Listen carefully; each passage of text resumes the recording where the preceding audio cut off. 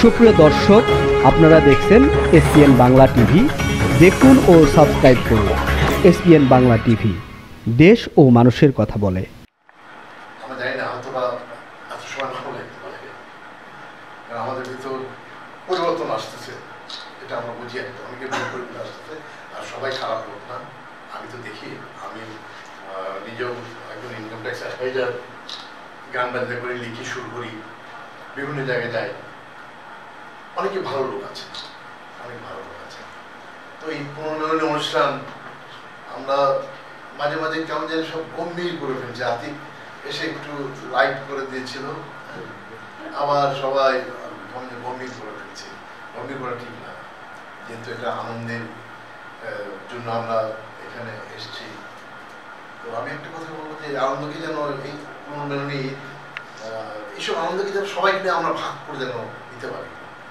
আমি একা যেন আনন্দ ভোগ না করতে পারি।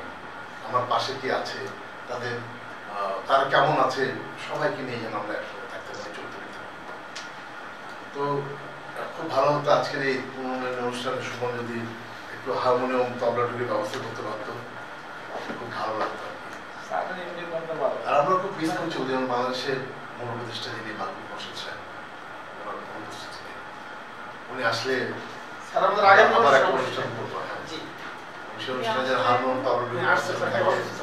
আমি বোঝাতে পারলাম না যে আমি কি, সবাই বোঝাতে পারছে। আতিকও বোঝাতে পারলাম, আতিকেরও হারমোনিয়াম খুব ভালো হতো। আরো যারা আছেন, এলিজা আছে, আর আমার তো দেশি শ্বশুরবাড়ি এলাকার ফারুক আছে, আমার শ্বশুরবাড়ি এলাকা।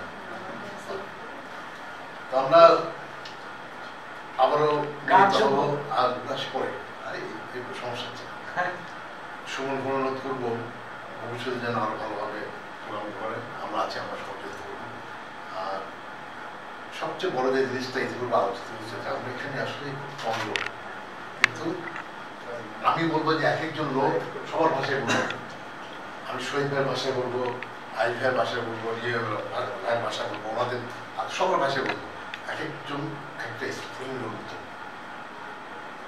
তারা জ্বলে উঠবে। তারা এক একজন বহু লোকের সমান, সবকিছুকে তারা পরিবর্তন করার মতো ক্ষমতা রাখে। সবকিছুকে তারা পরিবর্তন করার মতো ক্ষমতা রাখে।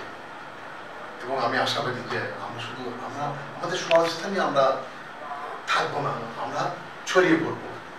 আমরা আমাদের অবস্থান থেকে আমরা আমাদের কর্মকাণ্ডগুলোকে ছড়িয়ে দেব, সবার মানে ছড়িয়ে দেব, তাহলে আরো আমরা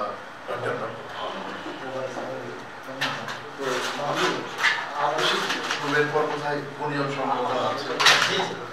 আর হারমোন থাকলে তো গানটা